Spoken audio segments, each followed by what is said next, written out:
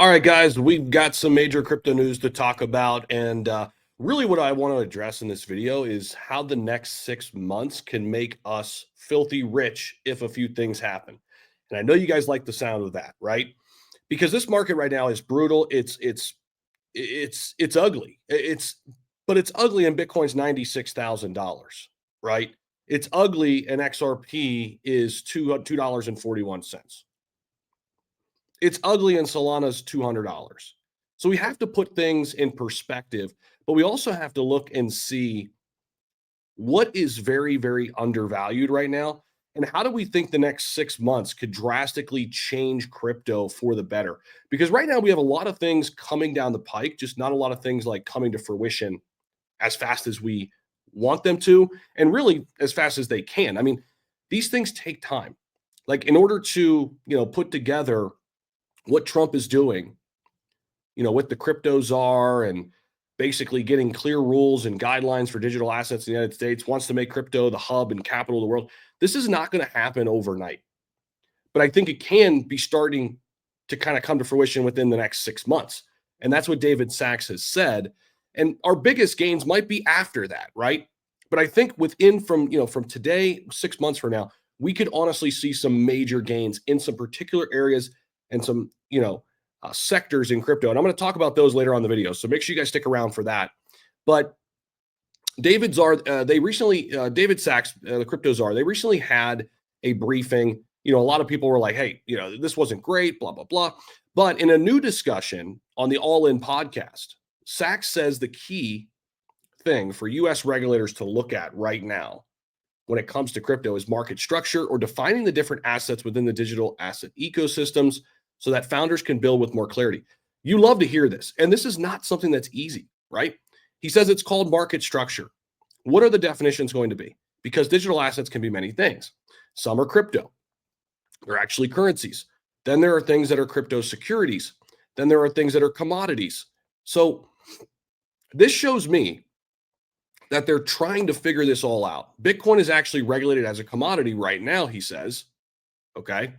And you've got things that aren't securities or commodities. They're like collectibles, NFTs, things like that. So there's all these different categories. And one of the things that the market needs is just clarity around the definition so that founders know the rules of the road, what they are, and they can actually comply with them. So giving them definitions and describing how a crypto project could start, for example, as a security, and eventually the protocol would become decentralized enough, or maybe it becomes a commodity, that whole idea, that's called market structure.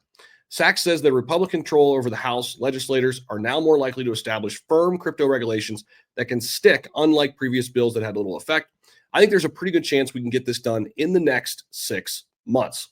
So think about this, guys. It is February 9th right now as I'm recording this video.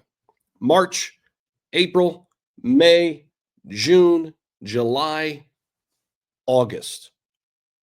I think we're gearing up for the big push in 2025 toward the end of the year. And it could be very choppy. We could have some ups and downs, but it gives us time. At least this is how I'm thinking through this. It gives us time to prepare ourselves for that, to get ready for when this market structure is there, the crypto community can unlock.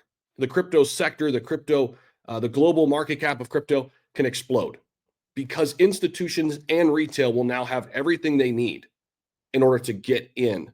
So you look at made in the USA cryptos. This is a whole category that I really like watching.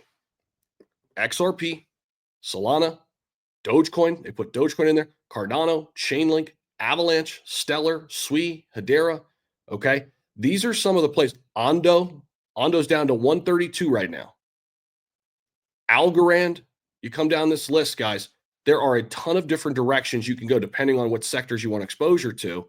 But you guys know how I feel about Ondo. My favorites on this list would include Ondo, Hedera, Sui, Chainlink, Cardano, AVAX, and XRP and Solana, right? And I got Dogecoin too. So a lot of these, honestly, I want exposure to a lot of these made in the USA cryptos. Now, couple that with what I think is really going to be the next big thing that pushes us into the, multi trillions in global market cap. That is RWA. And some of these are carryovers. Chainlink, AVAX, Hedera, all there. I don't have any mantra, but probably not a bad bet. Ondo, Algorand, XDC, Quant, all assets that I like. Even down in here, reserve rights, Axelar, Pendle, come down a little bit further on the list, right? This is where I want to be looking right now for when David Sachs and company has this all set in stone and we start getting concrete information regarding digital asset clarity. Guys, that is where we make the gain. So we have a runway, in my opinion, to position ourselves accordingly. And I want to keep preaching this because this is how I'm thinking through it. Things can change, obviously, but right here today, this is what I'm doing. I'm giving you guys my blueprint. Don't use it. Don't use it directly. Just listen to it, take it in, see what other people are saying. But that is how I'm handling crypto right now. I'm not going heavily into risky assets. I know there's a ton of meme coins going crazy, and I'll dabble here and there, but I'm not going to risk it all for a meme coin when I know something much, much bigger is coming for the utility space in crypto. And I've got my holdings, I've got my positions, and I'm going to continue to stack those positions as I see fit. That is where I'm at. So I appreciate you all for watching the video. Let me know your thoughts down below in the comment section, and we will see you guys in the next one.